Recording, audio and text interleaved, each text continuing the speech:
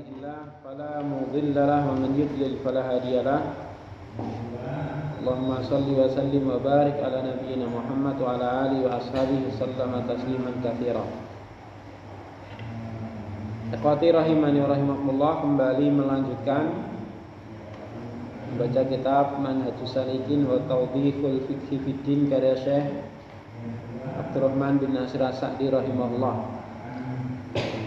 Masih di Kitabul Buyuh, sekarang masuk bab baru, yaitu bab Bai'il Usul wa Thimar. Bab tentang jual beli pokok-pokok dan buah-buahan. Pokok-pokok dan buah-buahan. Al-usul jamak dari apa? Aslun. As-thimar jamak dari tamarun. Jadi terkadang seseorang itu membeli sesuatu itu disertai atau ada perkara-perkara yang ikut. Contoh misalnya seseorang memberi tanah. Nah, terkadang di tanah itu ada tanamannya, ada bangunannya, gitu kan? Maka hukumnya untuk siapa itu, gitu kan? Nah, kalau disyaratkan dari awal atau transaksinya ditetapkan atau dipastikan dari awal, maka tidak ada masalah. Yang mana? Yang ini sudah selesai toh? Masalah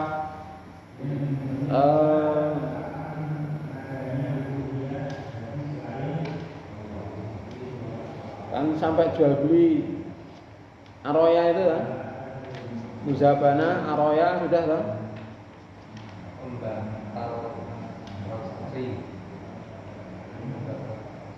Hmm? 48 belum selesai? Belum.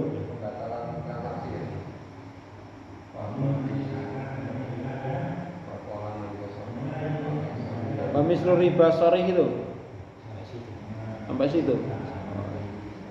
Ya tidak mengapa, berarti kita selesaikan dulu bab sebelumnya. Namun ini ya perlu kita ketahui, bab Usul wa Thimar ini dibahas khusus ya, karena ini terkadang memunculkan sengketa. Seperti tadi contohnya menjual atau beli tanah. Terus di tanah itu ada pohonnya, ada hal yang lain. Maka itu secara hukum asal miliknya siapa lah, ini perlu dijelaskan dalam syariat. Kecuali kalau dari awal sudah dijelaskan ini jual tanahnya sama tanamannya sekalian, ya itu sudah jelas. Namun kadang-kadang enggak, ya kan? Kadang-kadang tidak sorry, hanya menjual tanahnya harga sekian, setelah deal ternyata pohonnya enggak masuk. Nah ini secara hukum syar'i bagaimana? Itu dijelaskan pada bab ini. Ya. Namun sebelumnya karena ada informasi tadi, bab sebelumnya belum selesai, yaitu syarat-syarat tentang jual beli ya. Syarat-syarat tentang jual beli kita selesaikan dulu sebelum masuk bab yang baru ini. Masih ingat ada 6 syarat dalam jual beli? Ada 6 syarat dalam jual beli. Pertama apa Pak? Ridho. Apa maksudnya ridho? Tidak ada unsur paksaan. Yang kedua, tidak ada goror. Apa goror? Ketidakjelasan, baik dalam masalah barang maupun harga. Goror di dalam zatnya barang, goror di dalam masalah harga barang, ini juga nggak boleh. Ya. Yang ketiga, ya, yang membuat transaksi adalah pemilik barang atau orang yang diamanai untuk membuat transaksi. Yang keempat, balik akil rasyid. Ya, balik akil rasid. Yang kelima, tidak ada unsur riba. Tidak ada unsur riba. Ya, riba ini terjadi pada barang-barang yang termasuk komoditas ribawi. Ya. Masih ingat barang-barang ribawi? Satu, emas, perak, gandum kering, gandum halus, gandum kasar, kurma dan garam. 6 ini.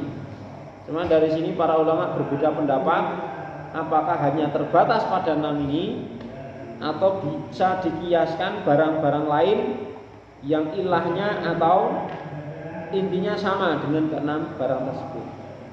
Nah, pendapat yang rajih adalah itu bisa dikiaskan pada barang-barang lain yang ilahnya sama. Emas perak untuk barang-barang yang apa? Yang kuat adalah untuk apa? Alat tukar.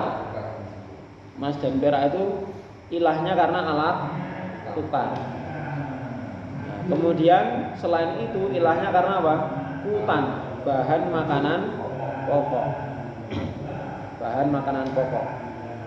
Sehingga semua yang ilahnya sama termasuk komoditas ribawi. Syaratnya apa? Pak Gianto, syarat boleh transaksi barang ribawi bagaimana?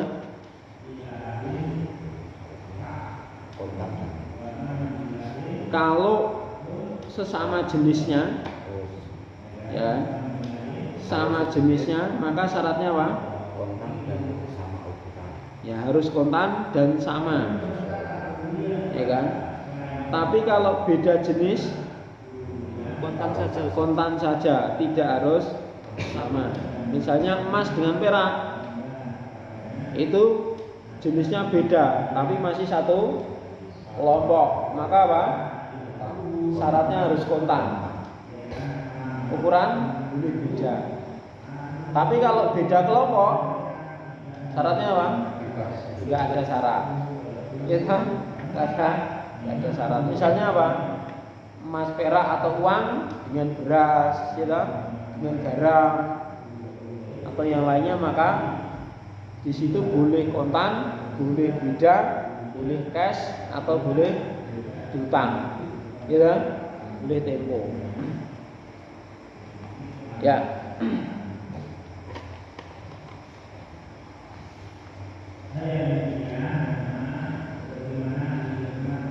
Di halaman 47 dulu.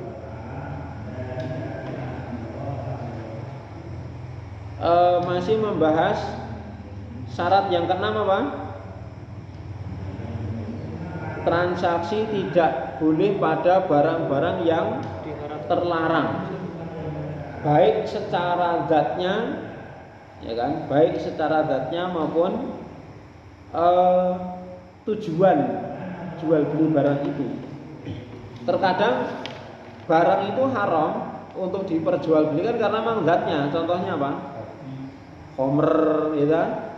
Berhala, binatang-binatang yang diharamkan, ya. Ini memang zatnya nggak boleh diperjualbelikan. Rasulullah langsung melarang, ya. Dan terkadang apa? Dilarang diperjualbelikan itu karena tujuannya aslinya mubah, tapi karena tujuannya haram jadi tidak boleh. Ya kan? Ya, jadi tidak boleh. Misalnya apa? Menjual pisau, ya kan? Jual beli pisau boleh nggak? Boleh hukum asalnya. Tapi ketika tahu pisaunya itu untuk berbuat jahat, jadi nggak boleh. Karena tujuan jual beli itu untuk berbuat kejahatan, sehingga ketika itu jual belinya jadi haram. Ya. Itu syarat ke-6 ya, syarat ke-6. Maka dicontohkan. Wa minasyurut, ini termasuk syarat yang ke-6, an la yaqa al-aqdu ala muharramin syar'an. Transaksi itu tidak berlaku, tidak terjadi pada barang-barang yang memang diharamkan secara syar'i. Imma li ainihi, bisa karena memang secara zatnya, Kama nahan Nabi sallallahu alaihi wasallam an bai'il khamri wal maitati wal asnam. Sebagaimana dalam sebuah hadis yang diriwayatkan Imam Bukhari dan Muslim, Rasulullah sallallahu alaihi wasallam melarang memperjualbelikan khamr, bangkai dan berhala. Bangkai dan berhala. Kecuali bangkai yang halal. Apa itu bangkai yang halal? Ikan dan belalang. Itu boleh. Mereka misalnya apa? Dia melihara ikan kolam, tiba-tiba ikannya mati, tapi baru saja mati dan masih seger itu kan, orang masih mau membeli, boleh nggak dijual? Boleh. Walaupun ikan mati kan jadi bangkai kan, karena nggak mungkin menyembelih ikan, ya kan? Ya maka jadi bangkai. Wal asnam dan berhala. Muttafaqun alaihi. Wa imma lima yatarattabu alaihi min qati'atil muslim, dan bisa dikarenakan perkara-perkara yang muncul dari adanya transaksi jual beli itu. Berupa apa? Qati'atil muslim. Ya, putusnya hubungan sesama muslim. Jadi kalau ada dengan suatu akad memutus hubungan persaudaraan, ya itu berarti tidak boleh akadnya, walaupun secara asal mubah.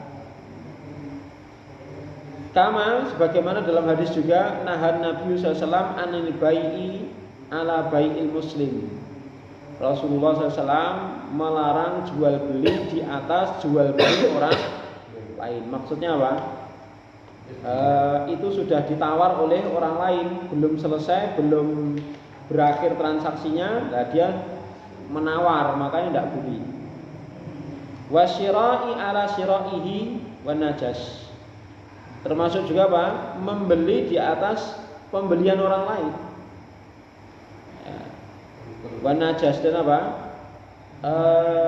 Menawar dengan harga tinggi, menaikkan harga tapi tidak meniatkan untuk membelinya. Makanya termasuk jual beli yang dilarang. Wa min dzalika nahyu sallallahu alaihi wasallam anit tafriq baina dzawir rahmi fir raqiq. Termasuk jual beli yang dilarang juga. Wa min dzalika itu apa? Jual beli yang dilarang adalah larangan Nabi sallallahu alaihi wasallam untuk memisah antara budak-budak yang masih ada hubungan kekerabatan. Misalnya apa? Budak perempuan punya anak gitu ya. Itu ketika dibeli harus dua-duanya, ya kan? Jadi ketika dijual harus dua-duanya, nggak boleh. Dan penjualannya harus ke satu tempat, nggak boleh yang ibunya dijual kepada si A, yang anaknya dijual kepada si B, tempatnya terpisah, nggak boleh. Walaupun secara asal kan boleh ini ya, tapi ini akan menyakiti, gitu kan? Membuat budak tersebut merana karena terpisah oleh dengan transaksi itu membuat mereka berpisah. Ini akan membuat mereka merana. Dan itu dilarang. Wa min dzalika termasuk apa? Itu pula apa? Transaksi yang dilarang. Termasuk transaksi yang dilarang idza kana al-mustari ya'lamu minhu annahu yaf'alul maksiyata bimastarahu kastira'il jauzi wal baidi walil qimar. Termasuk jual beli yang dilarang pula jika pembeli tahu yu'lamu minhu, jika pembeli itu diketahui darinya itu dia akan apa? Akan mengerjakan perbuatan maksiat dengan barang yang dia beli tadi. Jadi kalau pembeli sampai tahu, penjual sampai tahu bahwa pembeli ini memberi barangnya itu untuk berbuat maksiat. Contohnya apa ini? Contohnya membeli biji-bijian, al-jauz biji-bijian, wal bai telur, lil kimar untuk judi. Ya, untuk apa? Untuk judi, membeli biji-bijian atau telur untuk perjudian. Nah, beli kartu. Beli kartu misalnya. Atau intinya apa saja, membeli pisau ya, yang diketahui itu untuk berbuat maksiat, awis silah lil fitnah, atau untuk membeli senjata lil fitnah, untuk menimbulkan fitnah di kalangan kaum muslimin. Ya. Makanya seperti misalnya apa? Ada negara yang menzalimi kaum muslim. Ya. Nah, ternyata negara tersebut butuh senjata untuk menyerang kaum muslimin. Boleh nggak menjual senjata kepada negara yang memusuhi kaum muslimin? Tidak boleh. Ya, tidak boleh. Bahkan termasuk apa? Menjual produk kepada mereka yang itu digunakan untuk menzalimi kaum muslimin. Ya, maka kalau misalnya dengan adanya boikot ini bisa apa? Bisa bermanfaat, ya memboikot itu bagus. Ya, memboikot produk orang-orang yang memusuhi kaum muslimin, menindas kaum muslimin, maka itu bagus. Dan itu tapi harus dikoordinasi oleh pemerintah, ya kan? Dikoordinasi oleh pemimpin kaum muslimin supaya tidak menimbulkan apa? Kekacauan. Allah alam seperti itu. Terus wa ala qita'it thariq. Ya. Jadi memberi senjata untuk merampok misalnya. Jadi memberi senjata untuk menimbulkan fitnah di kalangan kaum muslimin untuk teroris atau yang lain, terorisme atau yang lain, atau apa? Ala qita'it thariq. Ya, penyamun. Ya, qita' itu apa? Perampok.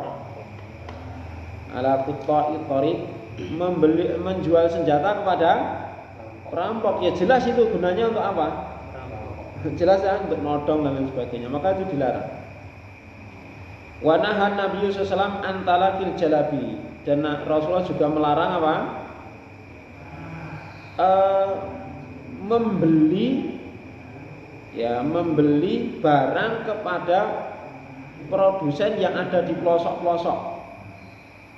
Ya. Yang mana mereka tidak tahu harga pasar.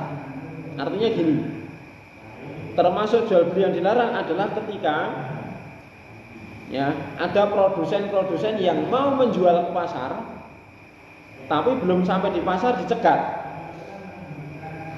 kemudian dibeli dengan harga yang sangat murah.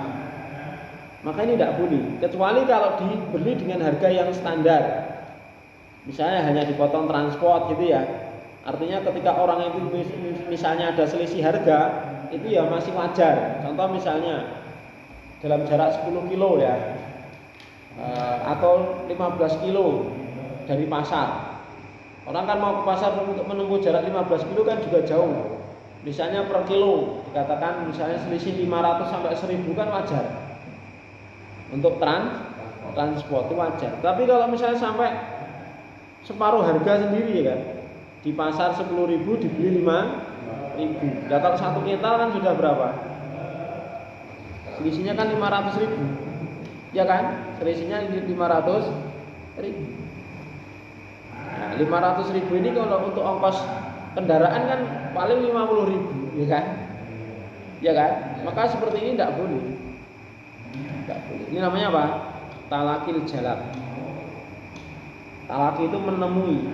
Nah, jalab itu apa? Orang-orang pelosok yang mau menjual produknya ke pasar.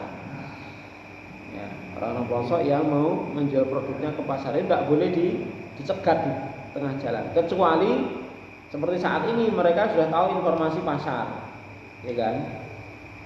Untuk saat ini maka beda hukumnya karena apa? Mereka sudah tahu untuk mengetahui harga pasar itu sangat mudah sekali, ya kan?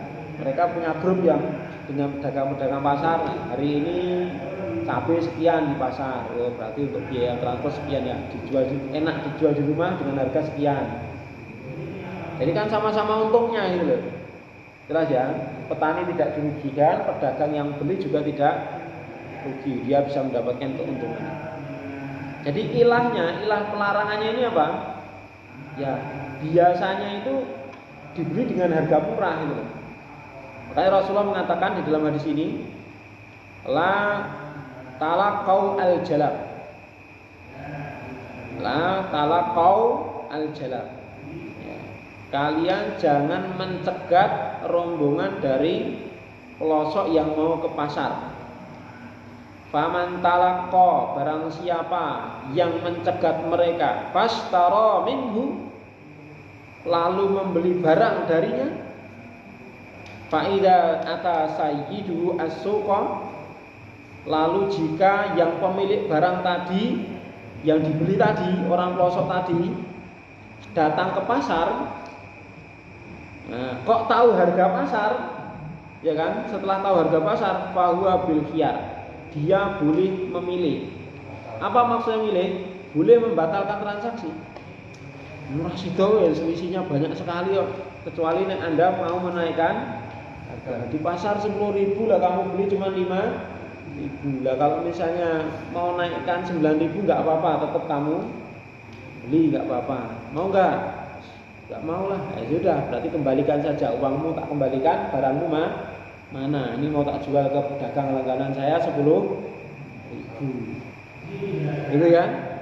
Seperti itu. Jadi artinya kalau sudah terlanjur terjadi transaksi, kemudian apa? Yang pemilik apa? Pemilik barang ini tahu harga pasar, ya kan? Ternyata apa? Dia merasa dirugikan dengan adanya transaksi itu. Dia memiliki khiyar. Nanti maksudnya khiyar goben nanti, macam-macam khiyar. Nanti insyaallah kita pelajari. Ya. Dia punya hak untuk membatalkan transaksi, itu namanya khiyar. Hak untuk membatalkan atau melanjutkan transaksi setelah terjadi transaksi, itu namanya apa? Khiyar. Nah, orang yang kisahnya apa? Dicegat tadi, kemudian setelah dia datang ke pasar atau cari-cari info, ternyata apa? Harganya selisihnya banyak sekali. Kalau dia menginginkan untuk membatalkan transaksi, maka dia punya hak untuk itu. Paham ya? Ini maksudnya fahuwa bil khiyar. Maka dia punya hak khiyar membatalkan atau melanjutkan transaksi. Rawahu Muslim. Waqal Rasulullah juga bersabda, man ghasyana falaisa minna. Siapa saja yang menipu kami, maka dia bukan termasuk golongan. Hadis ini ya terjadi ketika Rasulullah SAW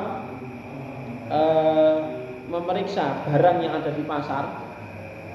Nah, ketika dicek di bagian atas, barangnya bagus, kering, sudah kering kuah gitu loh.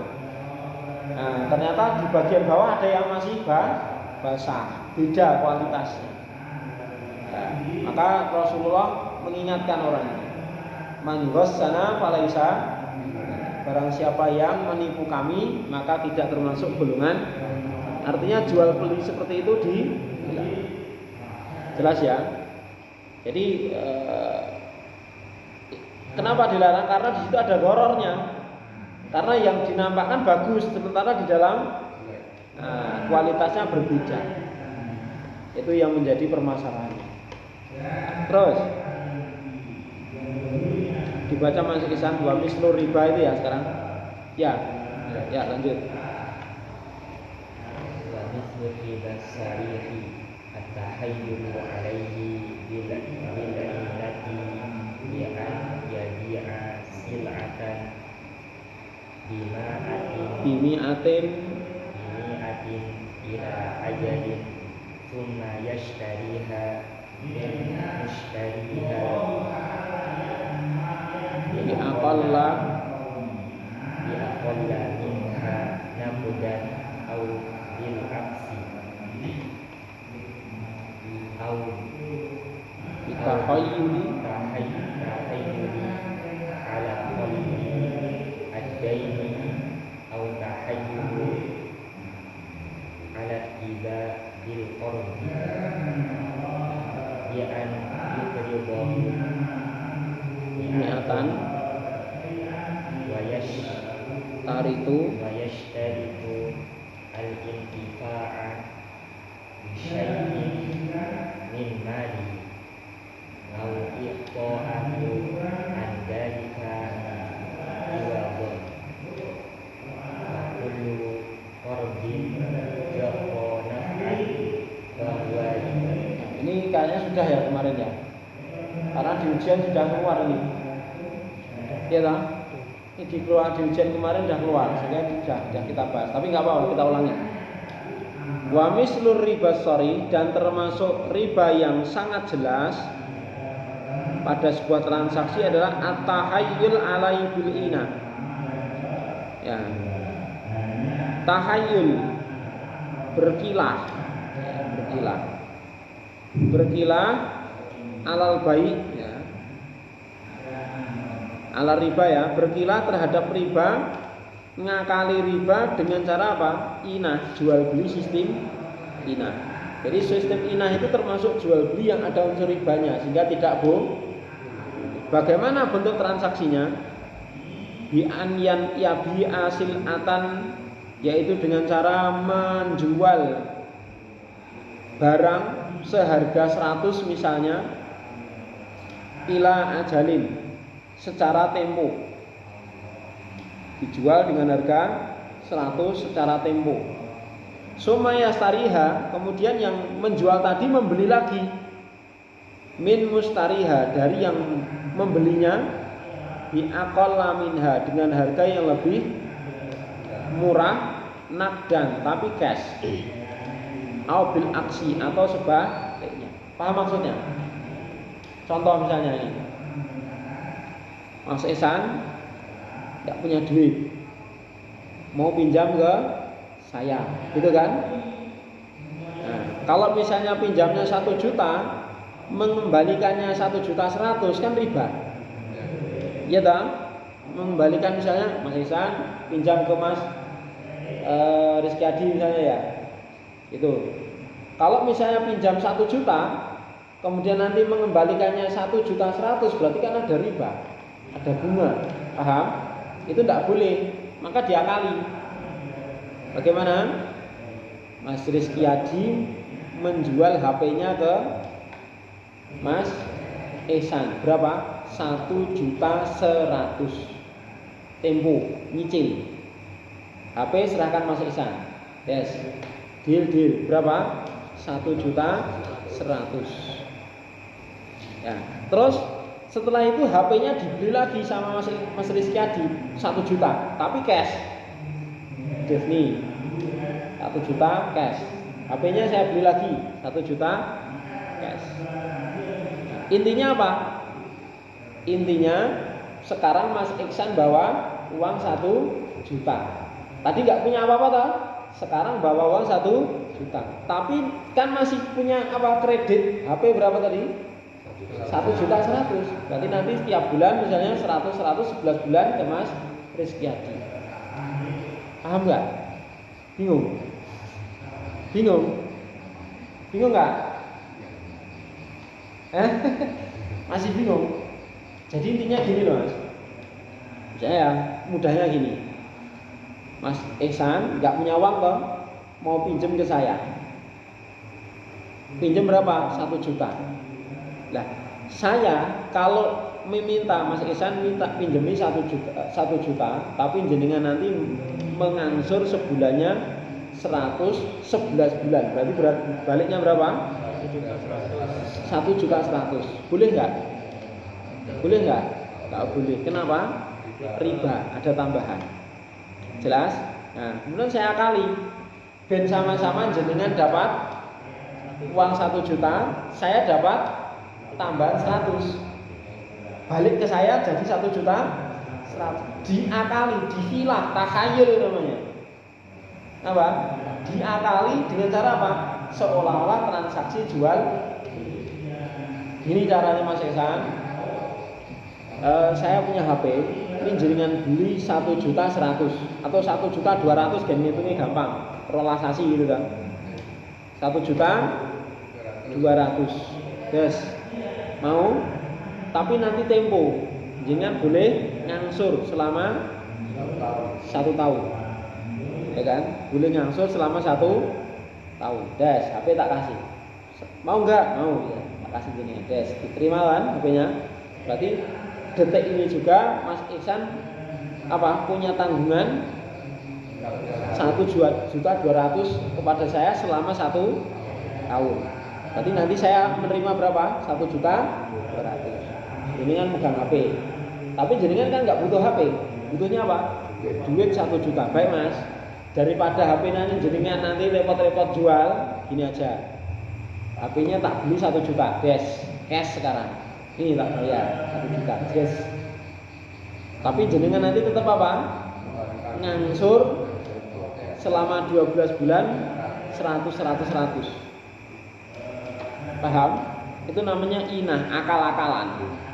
Lah kan apa? Jenengan kan enggak bawa apa-apa. HP yang punya saya, duit yang punya saya.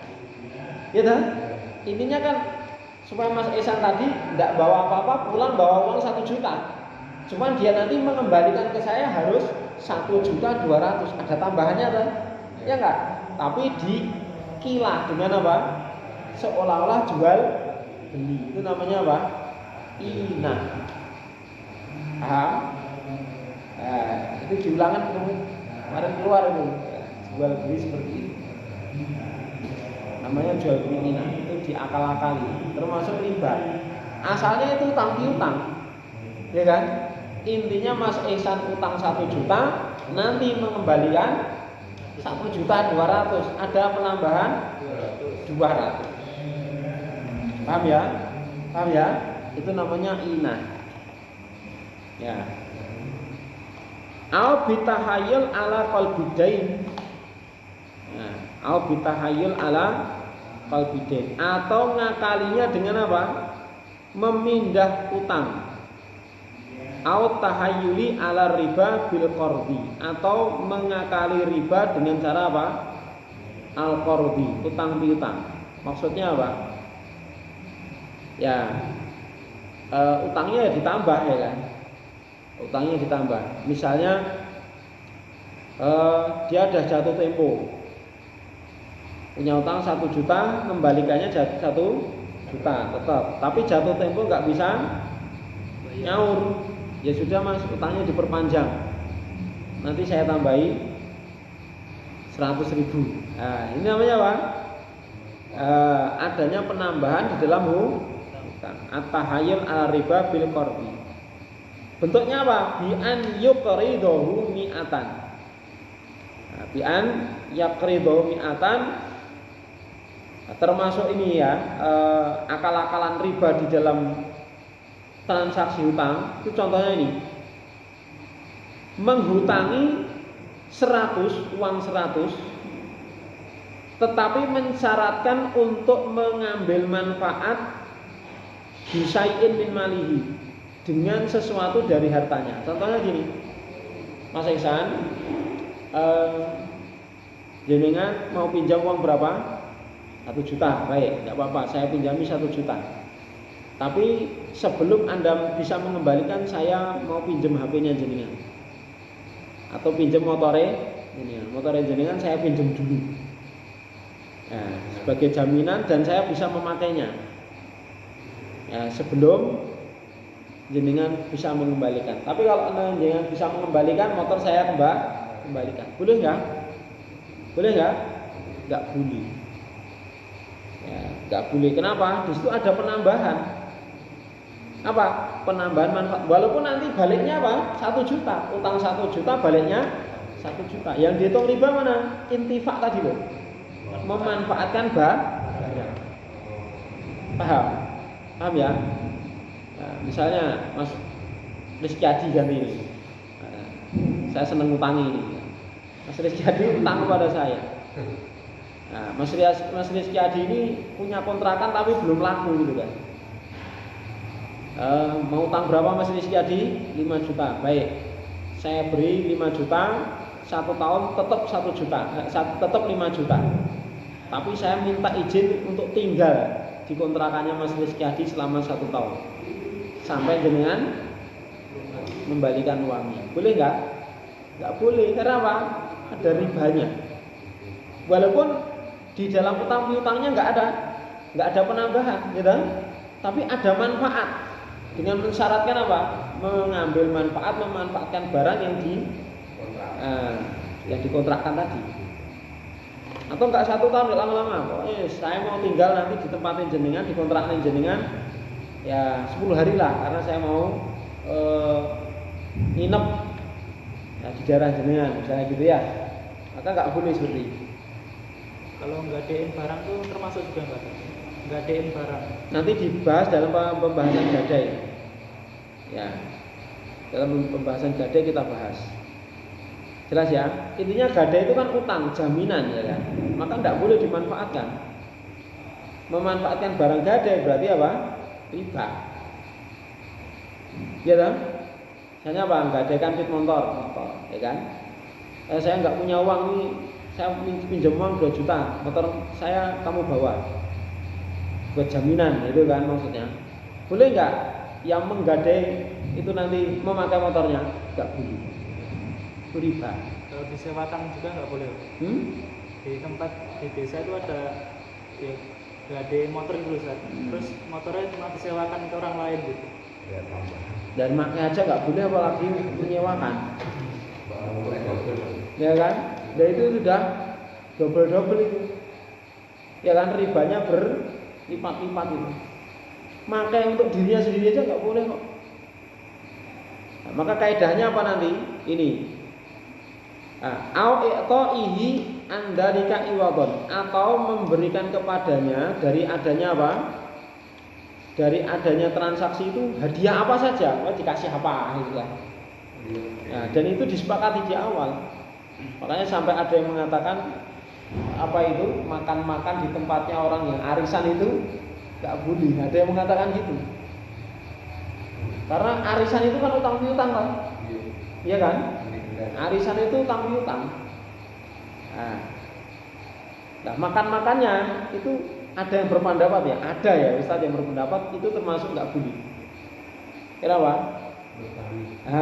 Itu tambahan dari utang piutang. Sebabnya ada makan-makan itu kan karena utang piutang. Maka kaidahnya apa? Fakulu qardin jarronab an fahuwa. Ini kaidah penting ya. Kulu qardin ini kaidah yang diambil dari nas hadis Rasulullah SAW. Setiap utang piutang jarronab yang mendatangkan manfaat fahuwa, maka manfaat itu riba, hukumnya riba. Jelas? Qardun itu fakulu qardin itu utang piutang. Kullu qardin, setiap transaksi hutang piutang jarro yang mendatangkan naf'an manfaat, bahwa maka dia manfaat itu riba, hukumnya riba. Karena memang transaksi utang piutang itu dasarnya ini sosial memang, bukan untuk keuntungan. Mungkin orang mikirnya ya kalau tidak bisa ngambil keuntungan kan lah. Itu kalau misalnya saya buat usaha kan sudah berkali-kali lipat ya. Gara-gara diutang kan nggak bisa usaha, misalnya gitu ya. Ya kalau begitu ya jangan mengutangkan saja, ya kan? Nggak usah ngutangi gitu loh. Karena ini prinsipnya memang apa? Ibadah, nolongin orang, udah prinsipnya itu. Maka nggak boleh apa? Ada unsur penambahan. Karena adanya riba itu nanti apa? Menambah untuk mengembalikan yang pokok saja itu sudah berat kok. Apalagi apa? Ada tambahan ini dan itu gitu loh. Ya enggak? Adanya orang utang itu karena sudah berat. Untuk mengembalikan yang pokok saja itu berat. Ya terus apa keuntungan kita yang meminjamkan? Ya keuntungannya pahala di sisi Allah Subhanahu wa ta'ala, dan nilainya itu besar sekali, kita nggak bisa menghitungnya. Paham ya? Nah itu kalau pakai hasil misalnya saya Pak Gento ini nganggur untuk ada tambahan, terus dia tak pinjami misalnya tak dari pengusaha dodol misalnya dan sebagainya. Terus sampai di awal bagi hasil, jadi kalau yang misalnya 1%, sisi 90% tak bagi hasil itu ya itu nanti pembahasannya syirkah atau syarikah. Ya itu nanti ada pembahasan sendiri, itu boleh. Ya nanti ada bentuk-bentuk apa itu kerjasama usaha. Ya itu kan bukan murni utang piutang. Ya, kalau seperti itu bukan utang piutang. Jelas ya? Itu nanti maksudnya apa? Kerjasama, akad kerjasama. Nanti ada yang dorobah, ya kan? Ada yang syirkatul wujuh, syirkatul inan dan yang lain sebagainya. Insyaallah nanti akan sampai. Berikutnya kaidah penting ya. Fakul qardin jaronaf'an fawariba. Setiap pinjam meminjam, utang piutang yang menimbulkan atau menghasilkan manfaat, maka manfaat itu hukumnya termasuk riba. Sehingga seperti tadi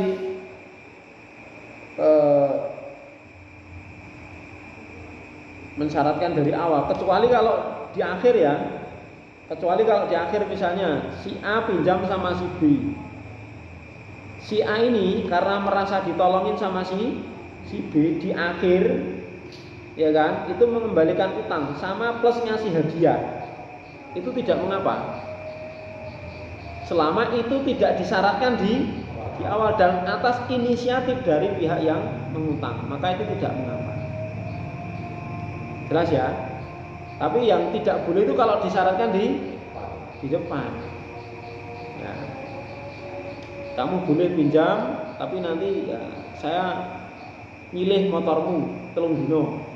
Tidak boleh itu. Pinjam motor 3 hari itu riba hukum.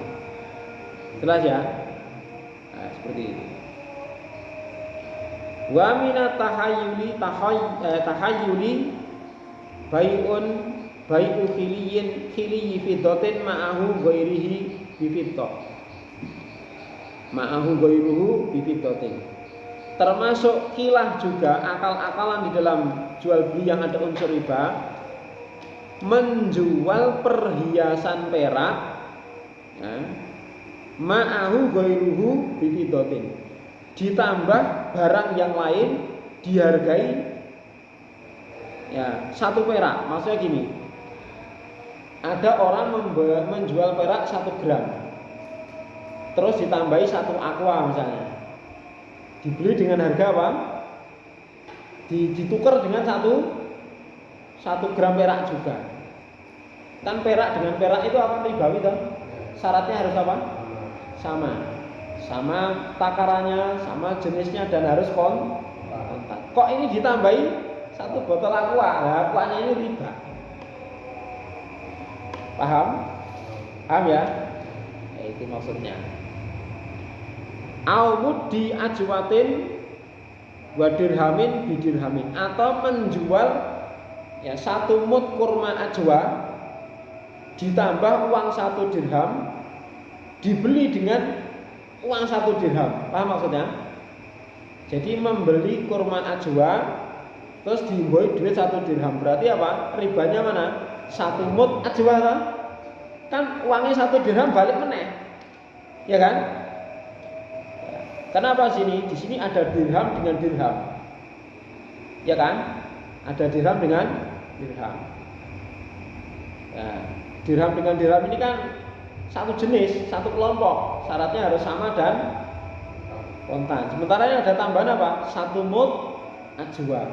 Jadi ribanya mana? 1 mud ajwa. Nah, ini tidak boleh. Wasu'ilan Nabi pernah ditanya an bai'i tamri birutab, yaitu menjual tamer dengan rutab atau membeli tamer dengan bayarannya berupa kurma basah. Faqala, Nabi bertanya, ayang kusu ida jafa, lah kurma yang basah itu kalau kering bisa berkurang enggak, susut enggak kira-kira? Qalu, para sahabat jawab na'am. Nah, iya wa Rasulullah, ketika kering apa? Berkurang. Fanaha andalika, maka Rasulullah melarang itu. Jadi apa? Membeli kurma kering 1 sok dengan kurma basah 1 sok, tidak boleh. Kenapa? Nah, kurma yang 1 sok basah tadi nanti ketika kering apa?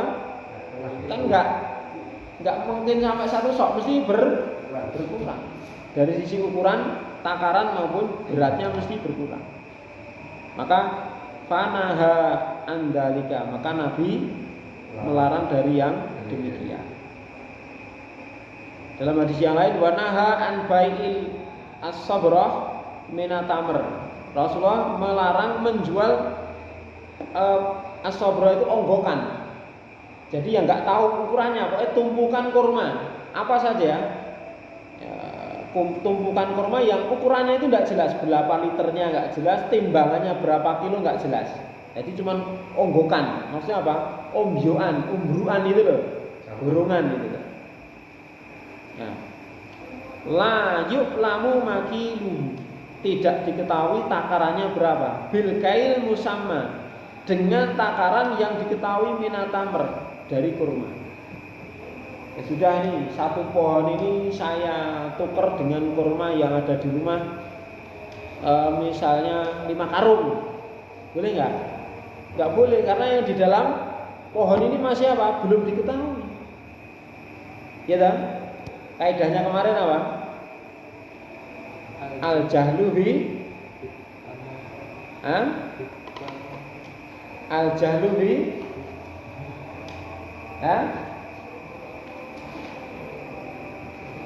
al jahlu bi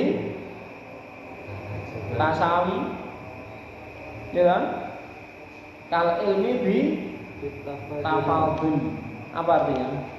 Ketidaktahuan takaran. Ketidaktahuan dengan kesamaan ukuran itu sama saja tahu salah satu ada yang lebih, ya enggak? Jadi ketidaktahuan sama-sama ukurannya, ya menamu bro, aku ora ngerti. Dan menamu sak kintal.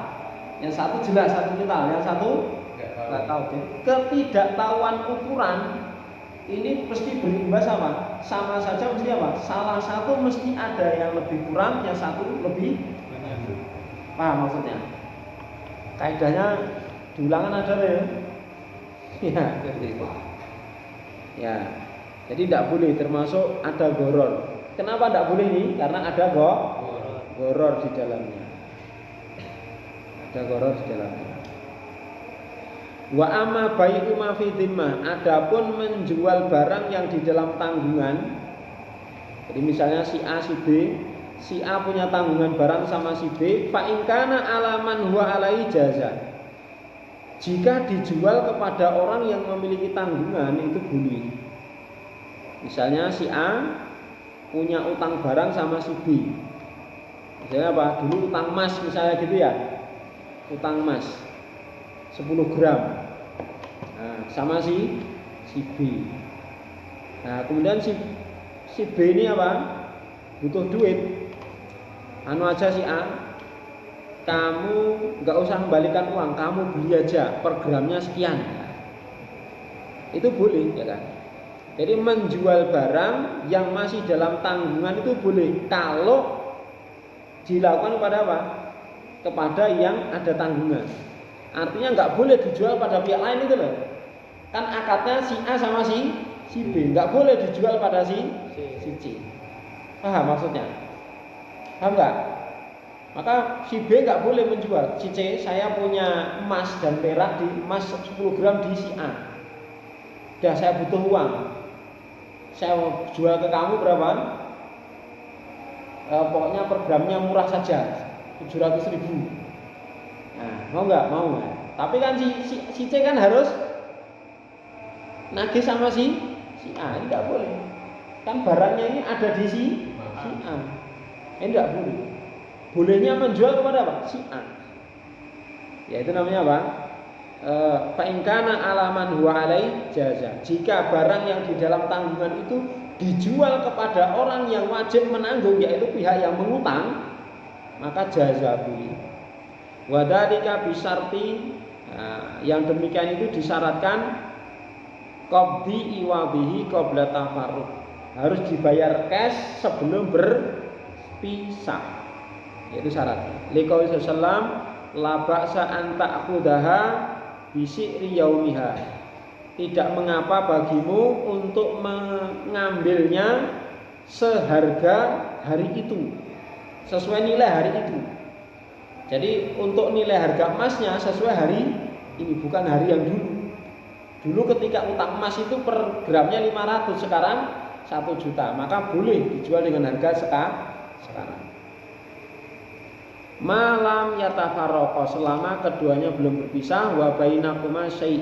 Nah, dan di antara keduanya sudah apa? Sudah ada syai'. Syai' itu apa? Pembayaran. Rawahu khamsah. Wa in kana ala ghairihi la yasihu.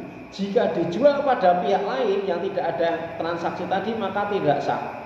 Li'annahu minal goror, karena ada gorornya. Kenapa? Ya nek si A nanti bisa mengembalikan. Kalau enggak, ya kan? Kalau misalnya orangnya pergi atau meninggal misalnya, kan si C rugi. Maka itu goror. Ya, demikian ya kawan, selesai bab syarat-syarat jual beli dan contoh-contoh jual beli yang diharamkan. Insyaallah pada pertemuan yang akan datang masuk pembahasan bai'ul usul wa thimar. Wallahu a'lam bishawab. Sallallahu alaihi Muhammad. Alhamdulillah. Assalamualaikum warahmatullahi wabarakatuh.